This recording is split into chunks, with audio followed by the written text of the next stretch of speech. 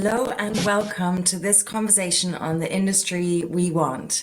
I am here with Nazma Akter, who is the founder and executive director of the AS Foundation.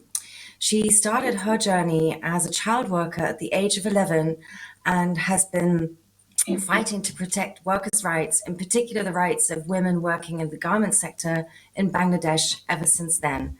It's great to have you here with us today, Nazma. Thank you very much inviting me the Berlin Fashion Summit.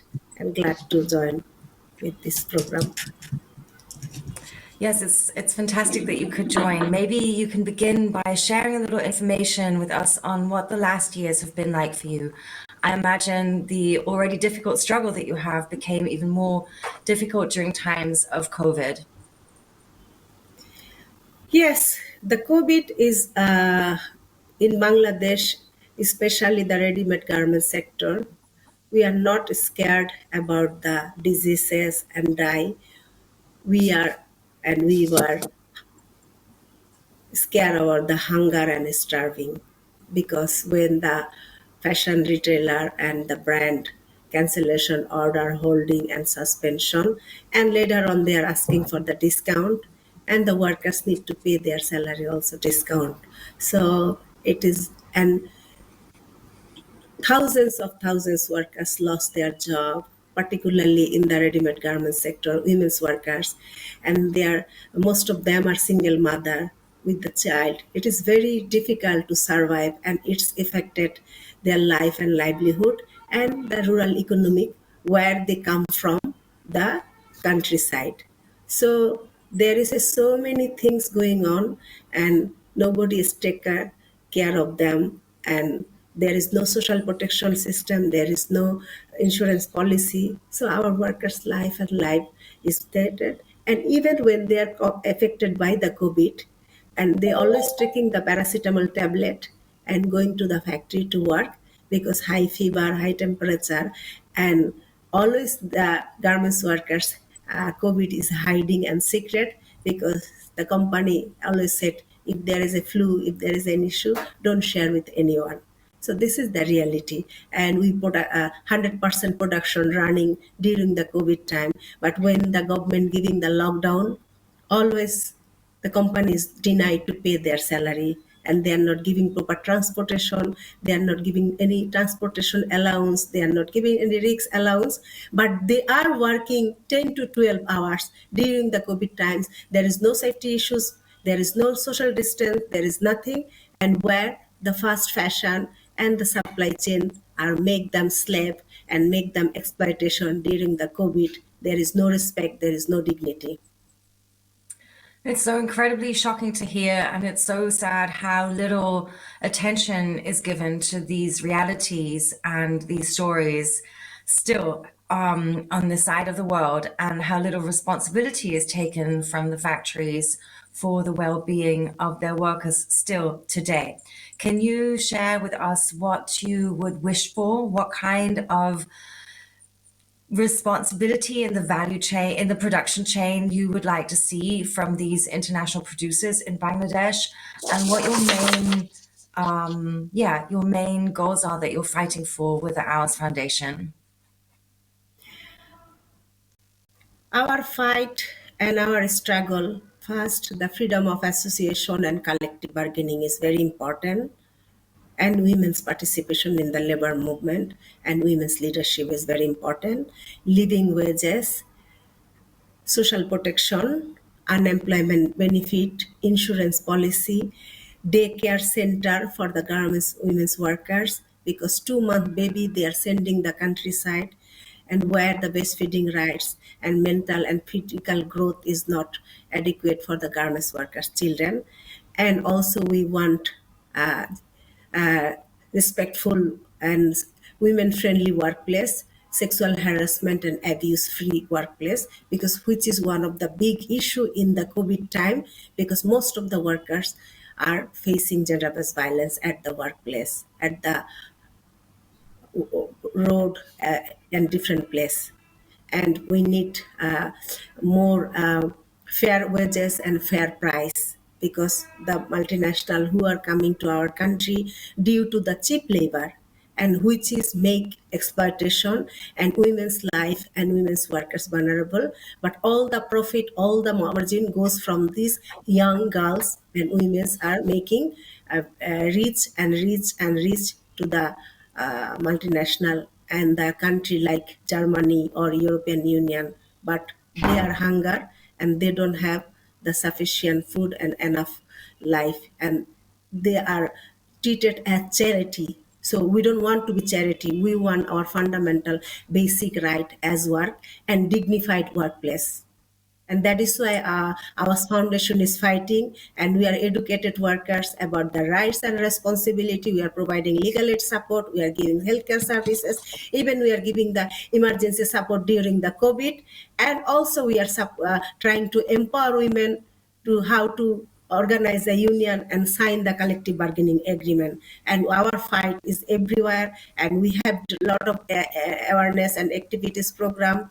And also we are trying to create a daycare center in community base for the garments workers and their children's.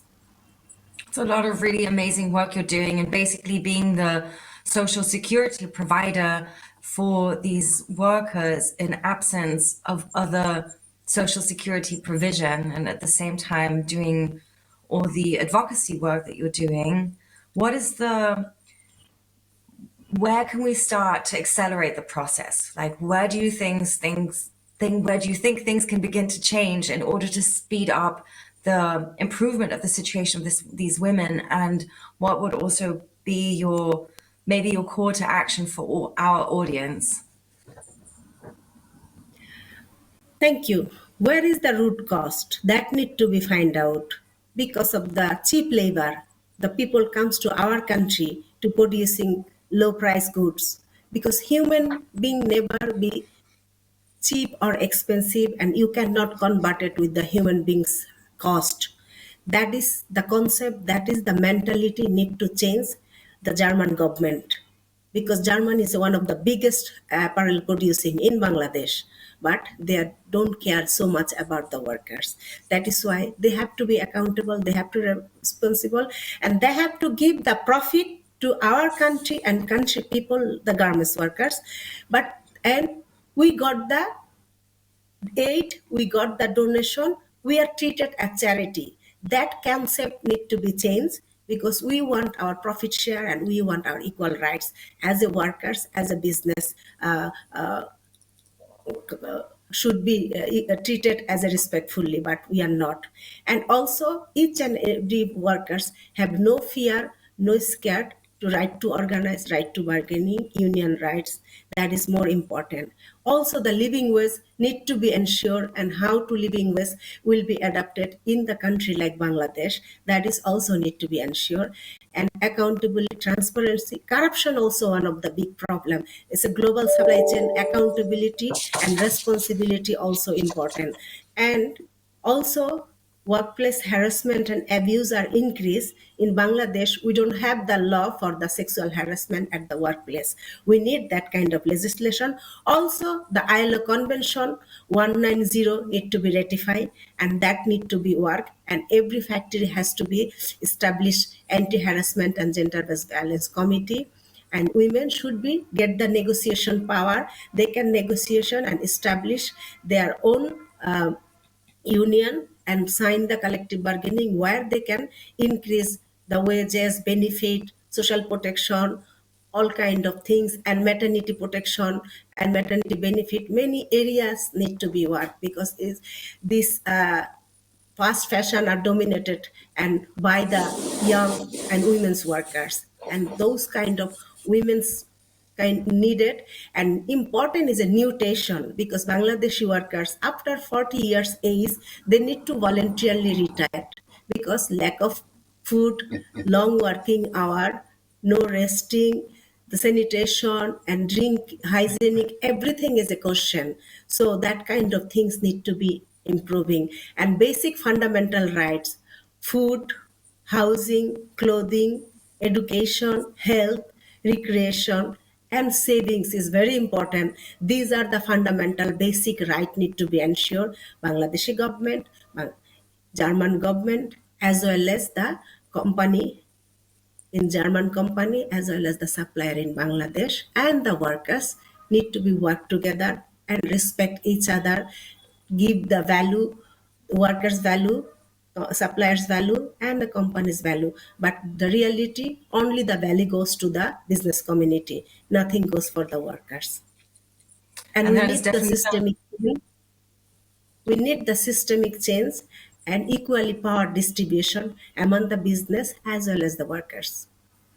absolutely, and exactly that is what has to change. And you're working toward that change. Unfortunately, that's all we have time for in this interview, but hopefully, we were able to share a little bit of the amazing work that you're doing and bring more attention to the situation of workers' rights in Bangladesh. Thank you so much for being with us today, Nazma. Thank you very much. Anger, hope, action. Yes. Um, Thank you. Hello and welcome to the second part of our conversation, The Industry We Want. I am now joined by Olivia Windham Stewart, who is an independent business and human rights advisor. And she's also Senior Fellow and Deputy Director at the Center for Corporate Law and Governance at the Rutgers Law School in New Jersey. In her role as independent specialist and advisor, she works with a number of different organizations and initiatives to improve human rights along global supply chains. And one of the initiatives she is advising is called The Industry You Want, the title of this conversation.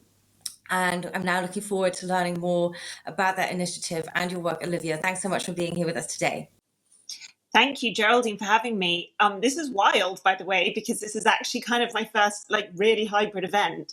So I'm sorry if I look a bit sort of startled. Camera. Yeah, I can see everyone and I can see myself, and it's just a bit wild. But anyway, thank you for having me. It's really, really nice to be there. I do wish I was there in person, but it's lovely to have the chance to talk to you all. So thanks for having me. Well, it's great that you could join us. And yes, it is still quite the experience, especially as we can actually see the audience, as you said, which is very nice. So hello to everybody live and hello to everybody online. So yeah, let's start with the basics. The Industry You Want was set up in the wake of COVID-19, and I'd love for you to just begin by outlining why was this initiative set up, who are the stakeholders who are combined here, and what are your main focal points? What are your aims that you're trying to achieve? Sure. Okay. Thank you very much. This is an initiative set up. It was really launched in January last year. It's a response to the frustration, the lack of change, the lack of progress that many stakeholders working in the garment and footwear industry have experienced over the last decades. I mean, I hate to say decades, but it has been decades that people have been working to address some of these issues. And the pace of change has been, many people feel, extremely slow, even backwards in some respects. I mean, COVID, for many people working in this sector, felt like an enormous step backwards. Because as Nazma touched on, when COVID struck, many suppliers cancelled their orders immediately. Really, there was a kind of collapse of the entire system, and workers were really left destitute without much protection, without much support. The impacts of that were very, very distressing. And I think a lot of people felt we should have really been working to something much more stable than that, much more, protective than that for workers. So we really wanted to launch the Industry We Want as a call to action, as something to really, really force people to look at the industry as a whole. So not at just individual initiatives working on aspects of the industry, but really the whole industry. How is it functioning? Is it healthy? Is it regenerative? Is it providing good jobs? Are there stable business relationships? Is it helping the environment? So with those three ideas in mind, which we refer to really just as the social, the commercial, and the environmental, we decided we should set up an industry dashboard. This was done in consultation with a number of different stakeholders, people working in the industry, people affected by the industry. So under these three pillars, the social, commercial, and the environmental, we developed three different metrics, indicators that we're going to update year on year to really show the industry how it's progressing on these particular issues. Now, the issues are the wage gap. So the gap between the minimum wages in key garment producing countries and the average living wage. A purchasing practices score, which for people not so familiar with the industry and the dynamics, is a score provided by suppliers about their buyers, so about their business relationships. And then a score for greenhouse gas emissions, so the amount of carbon released into the atmosphere every year by the apparel and footwear industry. So those are our three metrics, our three indicators. To say they're not particularly encouraging might be a bit of an understatement. They are really an alarm bell for the system, for the industry, and it's really a call to action to say, if we want to make real progress, we need to look at actually fundamentally transforming the entire industry. And we're hoping that these metrics will help us to do that. Great, thanks. That's already a wonderful outline. And up until you said dashboard, it was, sounding very much like a communication and networking and advocacy initiative. But I think it's so important to point out that you're actually trying to bring transparency through data and to use that then again as a communication tool and a waker-upper, let's say. So it'd be great if you can just share a little bit of information on how are you going to about that. Great to hear about the metrics that you've set up and what categories you're gathering data in. I imagine, from what I know, that this is a lot of groundbreaking you need to do just to get the awareness in of why it's necessary to perhaps have the base for more data-driven decision making, how to get people to start sharing their data when they've been in more siloed approaches so far. So yeah, how are you going about that? Yeah, and it is a very important part of what we're trying to do. We think it is very, very important to be able to measure and establish progress. We do completely understand that measurement isn't absolutely everything, but it can help. And actually, as it stands at the moment, we're really lacking any regular sector-wide data that can help us understand where we are, how fast we're moving, if we're going forwards, if we're going backwards. And actually, we struggle to assess the overall impact of the many interventions as they relate to the sector as a whole. So we know something might be making progress in this respect and something might be making progress in this respect, but we're talking about the whole industry. So in order to do that, we form partnerships with three key data partners. So for wages, our partner is the Wage Indicator Foundation. First of all, I should say, I encourage you to look up our dashboard. It's on the industryWeWant.com, and then you'll see it just says dashboard, and you'll be able to see the three metrics. So for social, you'll see that there is a wage gap metric of 45%. That means that is the gap between the national minimum wage and the average living wage for the garment producing countries that you can see on the website. For purchasing practices, it is 39, which is the score that suppliers have awarded to their suppliers, to their buyers, as broken down by our partner. And then for environmental, it's 1.025 for the greenhouse gas emissions. So please do go on the dashboard. So for the wages, we have a partner, Wage Indicator Foundation, which is a huge global provider of data on wages and labour data across the sector. For purchasing practices, our partner is the Better Buying Institute, who is really a specialist in gathering feedback from suppliers at scale. They run a number of different surveys throughout the year, and this is the first really big global open survey that's quick, so we can gather a sort of temperature check on the industry and how it's going.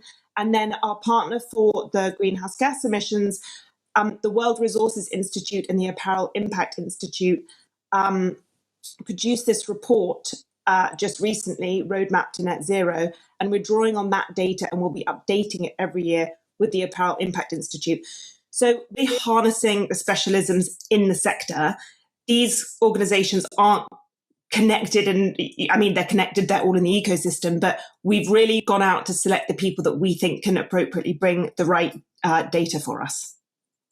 What do you think having this collected in one space and this sort of industry-wide overview is going to help change? Like, what are your hopes that making these resources available is going to do for the industry? Yeah, well, our kind of theory of change is that, I mean, we're a kind of big tent initiative. So we're trying to bring everyone together under this banner of the industry we want to align efforts and really scale progress. So where we see interventions making a difference in one area, we hope to drive and expand on that progress. But our call to action is also it's going to require more than what we're doing. It's going to require more than piecemeal initiatives, more than small interventions. It's going to require policy change. It's going to require government intervention. We really, really need to look at reform, not small improvements in individual countries or individual initiatives, but industry transformation is really what we're looking at. So by helping raise people's eyes to how the industry as a whole is functioning, which I think we can all agree, based on the dashboard as it is rather extractive, rather troublesome.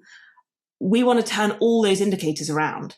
So we're trying to raise people's eyes to the fact that that's what we're all aiming for, and hoping that that can help inspire collaboration and alignment and bring in really influential change makers, government policy makers, big companies, unions, everyone involved. So that's our ambition.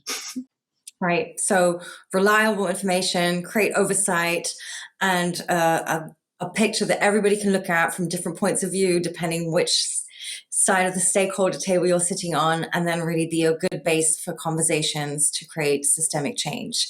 And also to invite, I know we've got a clock ticking, just to invite people to expand the data sets with us. It's an invitation to participate. These are industry indicators. We aspire for them to be industry indicators. They're our first iteration, but we need to grow these. We need to build the data. We need to get more suppliers involved. We need to make sure it's all as rigorous as it possibly can be. At the moment, we just don't have it as rigorously as we would need it. And that, I think, is really telltale sign about where we are focusing our attention and how much work there is still to do on that front. Absolutely. Yeah, I was just going to ask quickly to share your connection with Nazma, because I know that you were also collaborating, and I think it'd be interesting to share how also national level initiatives like her are connecting to what you do, and where the dots connect. Yeah, absolutely. I mean, as a Big Ten, and I've worked with Nazma for almost 10 years. She's an absolute sort of unparalleled leader in this space. It's incredibly important for the industry. We want connecting always with the communities who are most affected by the issues that we're talking about. That's Nazma is the experts, the work is the experts, and as an initiative, we plan to be very, very open to really hear from the people who really, really know how the dynamics of the system are playing out in the countries in which people are most affected. So we're looking forward to operations not just in Bangladesh, but in garment producing countries all around the world. And in fact, expanding our scope in areas where we haven't really been as present before, in Central and South America and other areas like that. So it's ambitious, but I'm excited by it, and I think it's going to make a real difference. I think so too, and I think it's great to be ambitious, and maybe a shout out also to our very international audience who are also listening online to reach out and connect with you if they feel they can bring in information and data, maybe also from other areas and countries that are not yet covered. So thanks so much for sharing your work with us today, Olivia, and wishing you all the best for creating the impact that you're looking to create through this initiative.